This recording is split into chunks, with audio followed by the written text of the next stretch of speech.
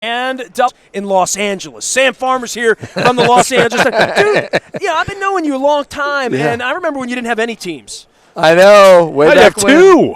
Now I got two. You might have too many. I don't know. Absolutely. I look. I read your work. I'm a fan. I follow this. I guess it's part of my my youth in the Colts and losing a team and all the years, my early years on radio. I've been on air 25 years. The first 4 years, we never thought we would get a team ever, right?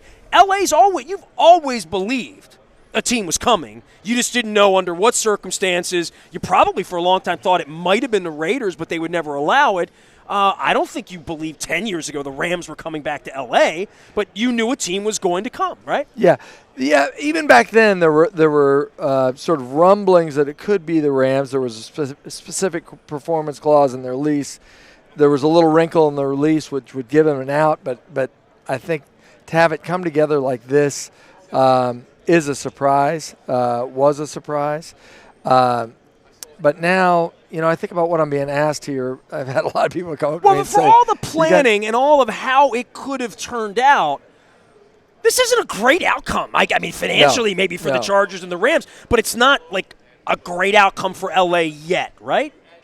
No, it's not. It's not a great outcome for the league yet. I think had they kept it at the Rams, that would have been a neat and tidy situation. But, they came up with a solution last year in Houston to give a consolation prize to the two teams that didn't win. Instead of having it be, look, we're going to have a winner and we're going to have a loser. They decided to give a consolation prize or a participation trophy or whatever and tell these teams that they would have the right to relocate after a year, or that the Chargers would get a year-long option that would roll over to the Raiders, and that complicated matters. So then, and that was hastily done. It was, absolutely. That wasn't an idea. It was floating around until Jerry came in. January the room, 12th. It was January 12th. It was done on one day, and I think it was a mistake. I think that if you had made it a winner and loser situation, then the incentive would have been there to work on stadium solutions in San Diego, work harder on that for the league and for the Chargers, and work harder on stadium solution in Oakland to keep those teams in place, because I think it's really damaging to move a franchise.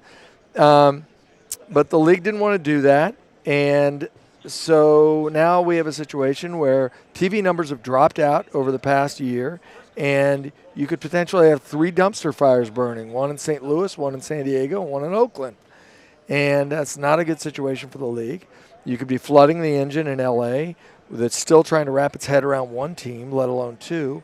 And, you're doing exactly what you didn't want to do with the reason why you created the cross-ownership rules is you don't want to pit owner against owner fighting over the sports dollar.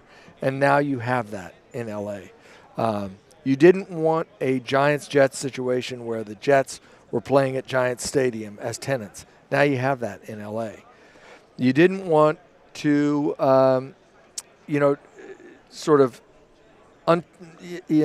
knock the Rams off track when they were trying to build some momentum. But you potentially have that in L.A. And you've lost a really good market in San Diego.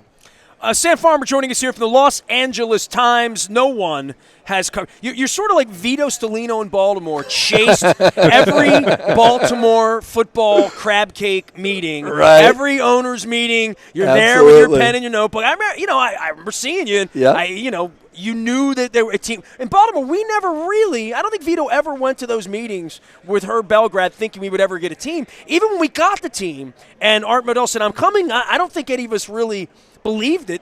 And part of it was in Baltimore, there's a real rabidity for the NFL. I mean, we love the Colts and Johnny Unitas. Right.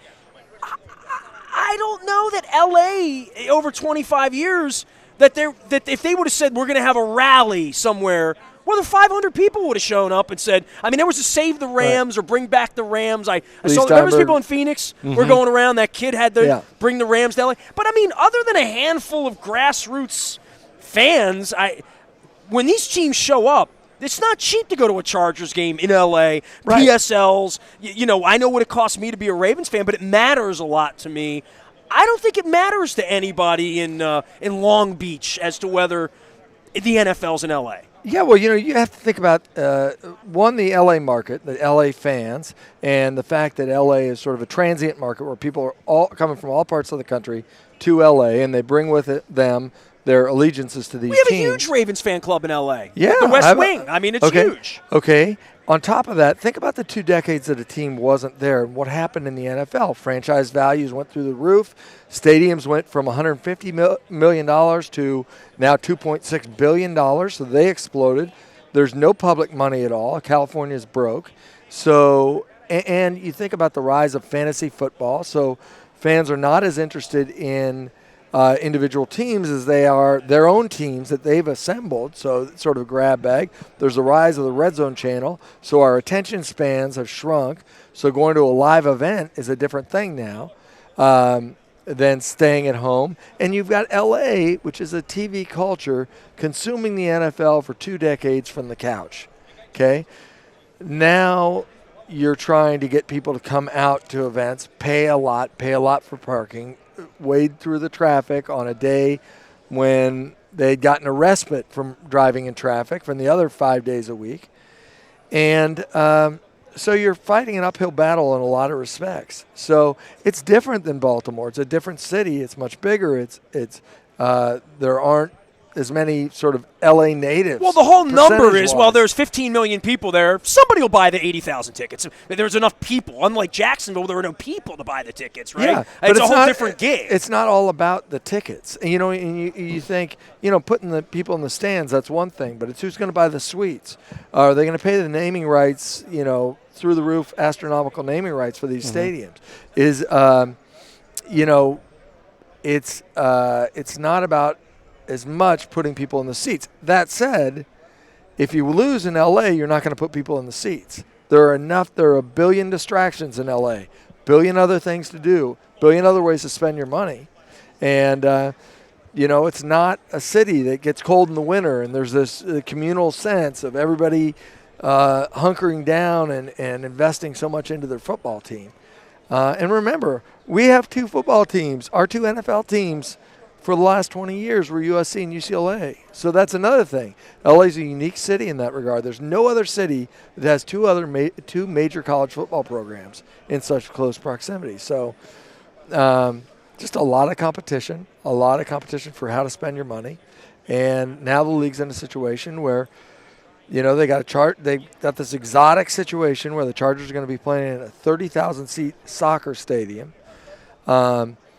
They don't necessarily want Joe Sixpack to buy those tickets because they want to seed to create the PSL market by having this exclusive experience where you're going to charge a lot for tickets.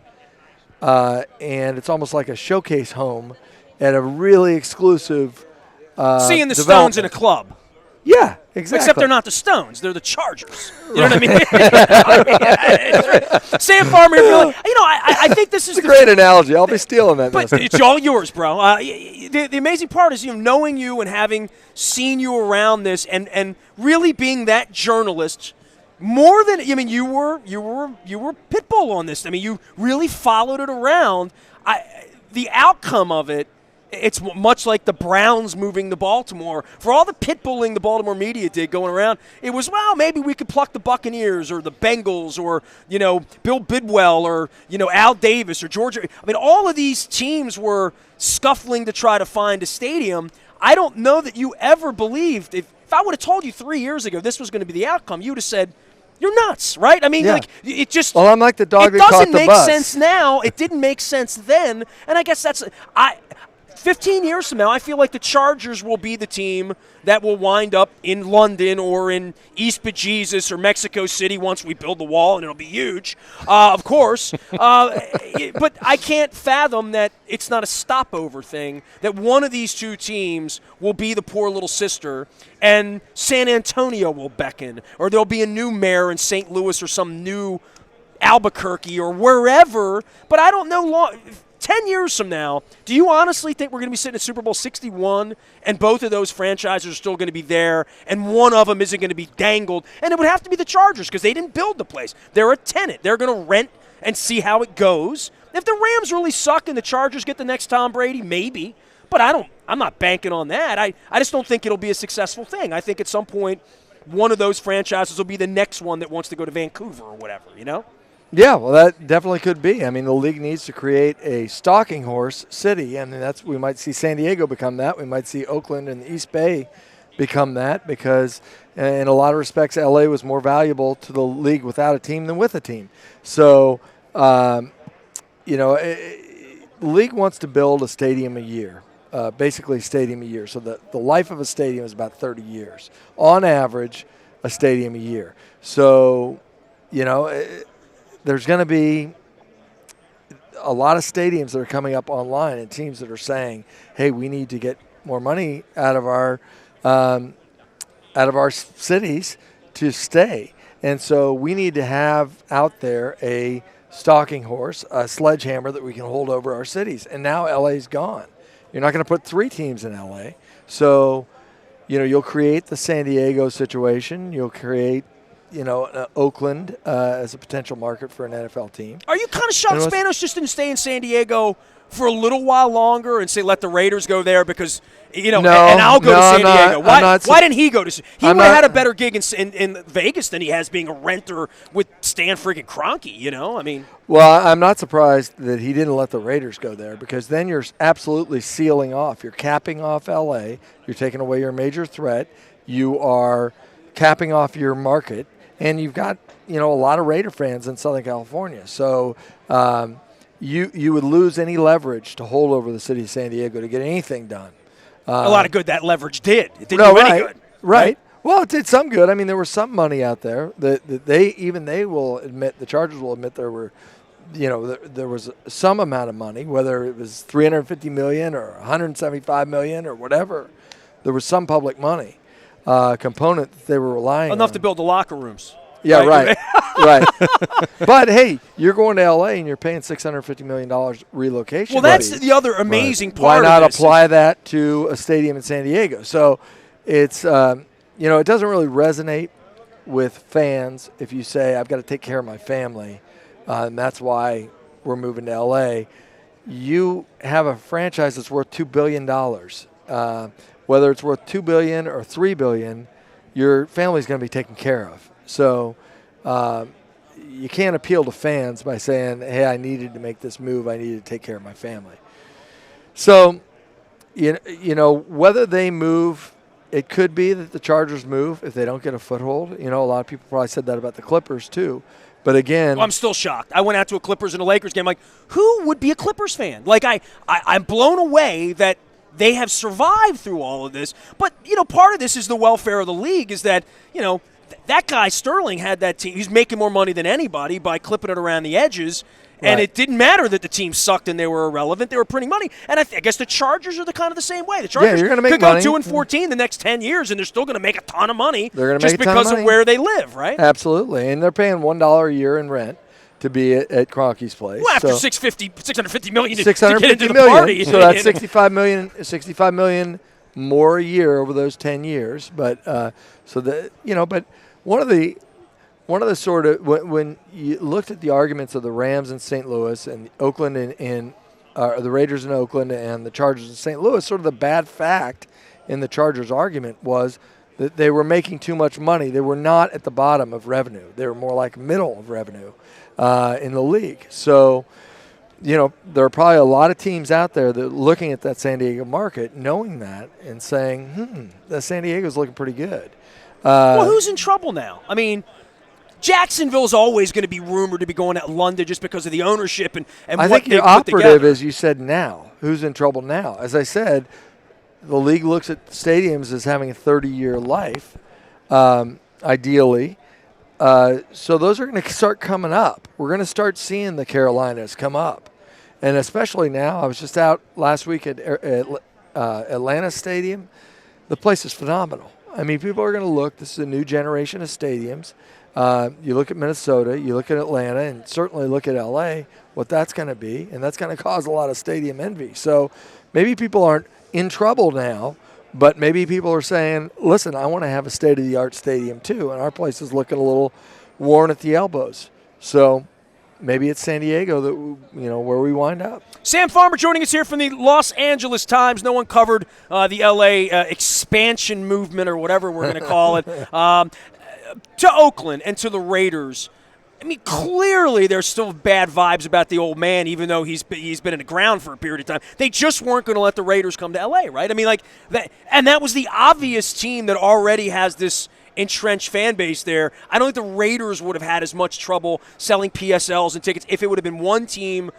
Now, I know that I'm in a bubble here. I mean, it's Kroenke's money that got it all done. The Raiders are talking about staying in Oakland for 2 years. I can't fathom that that's going to be a tenable situation for the fan base, that they're not going to rip the stadium apart over the next 2 years, that it's just going to be cool, like, yeah, we'll stay here and be your girlfriend, and you're going to go down to Vegas in 2019 or 20.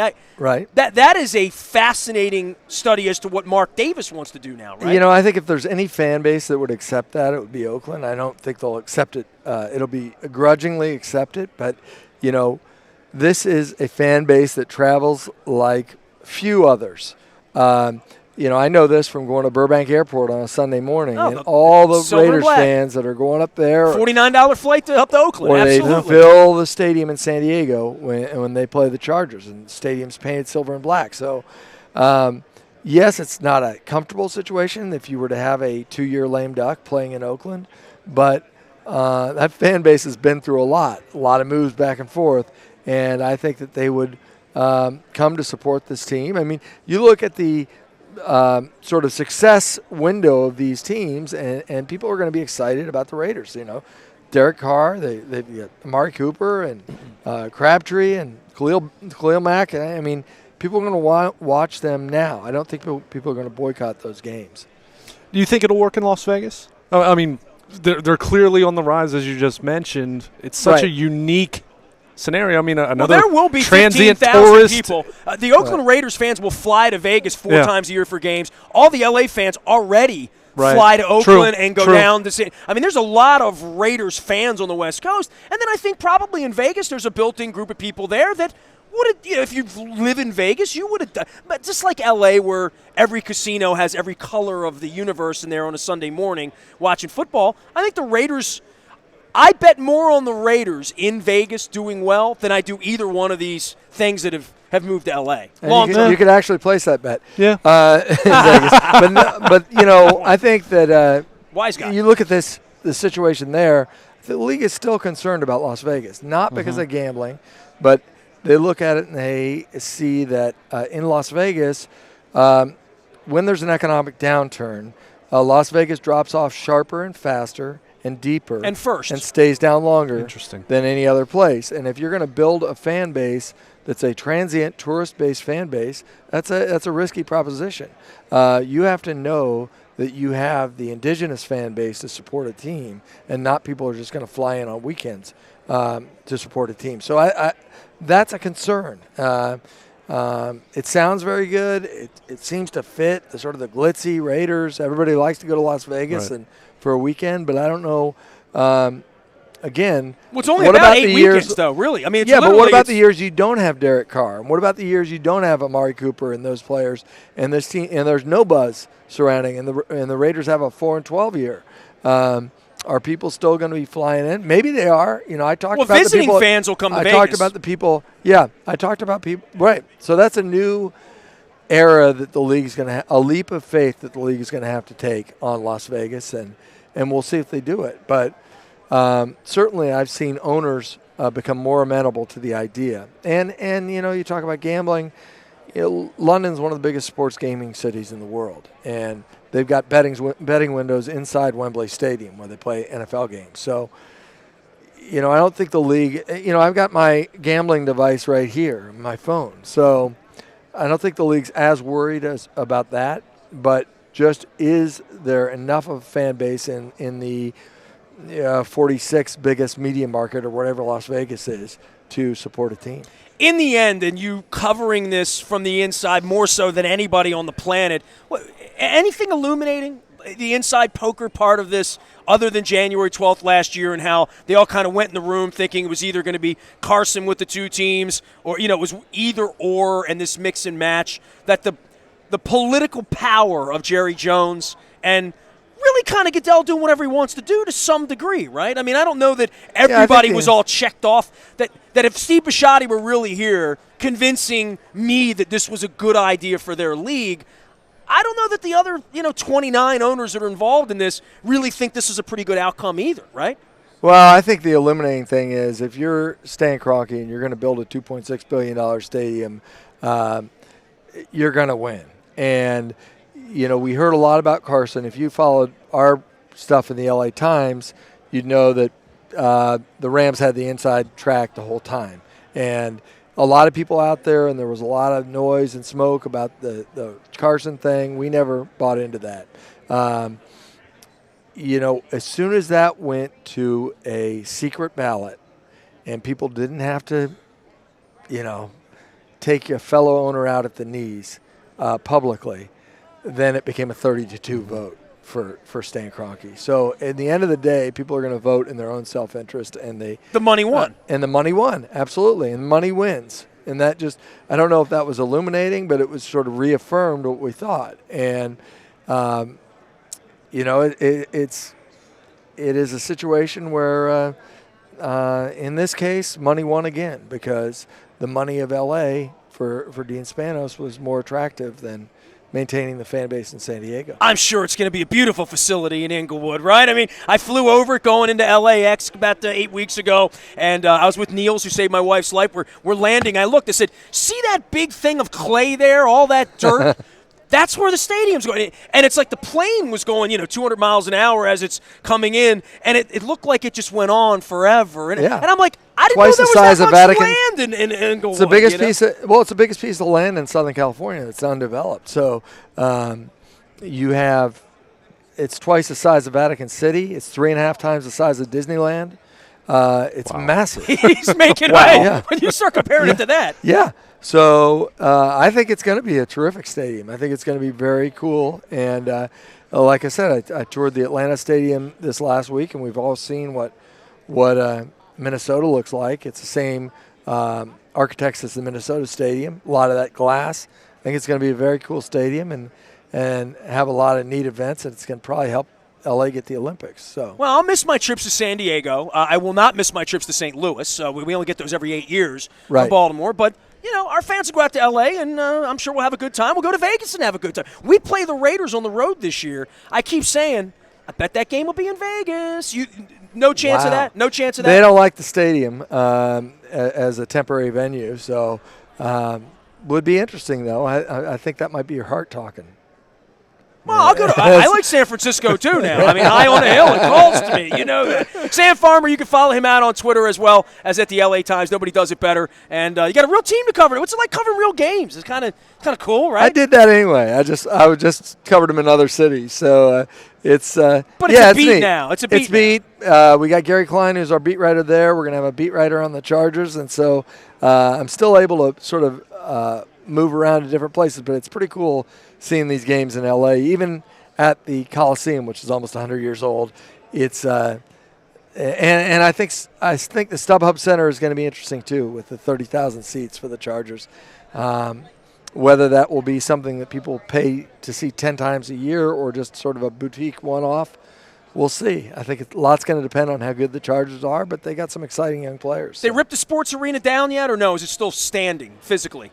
It is still standing. I was there for Springsteen's last stand back in March, and I had never been there. And Luke, you know how I attend men's rooms. They still had. Now you mentioned troughs. Springsteen. They had troughs. You mentioned Springsteen. Does this mean we go on for another half hour talking about Bruce Springsteen? Well, I leave for Australia next Thursday, so I'll be in Brisbane. So will we be talking until you leave next Thursday about Springsteen? What do you want to know about Springsteen? Were you at the shows in L.A.? Were you at the shows in L.A.? I wasn't. You're not a Springsteen fan? No, I like Springsteen. I mean, I've seen Springsteen a few times. Saw him in San Jose State University, and where else? Super Bowls. No, right. Yeah, Tampa. I was there that night, too. Sam Farmer from the LA Times joining us here. Follow him out on Twitter. You can follow us all week long. We're at Super Bowl 51 here in Houston on Radio Row at the George R. Brown Convention Center. The R, by the way, stands for Rufus. If you need to know that, we did look that up. Didn't know.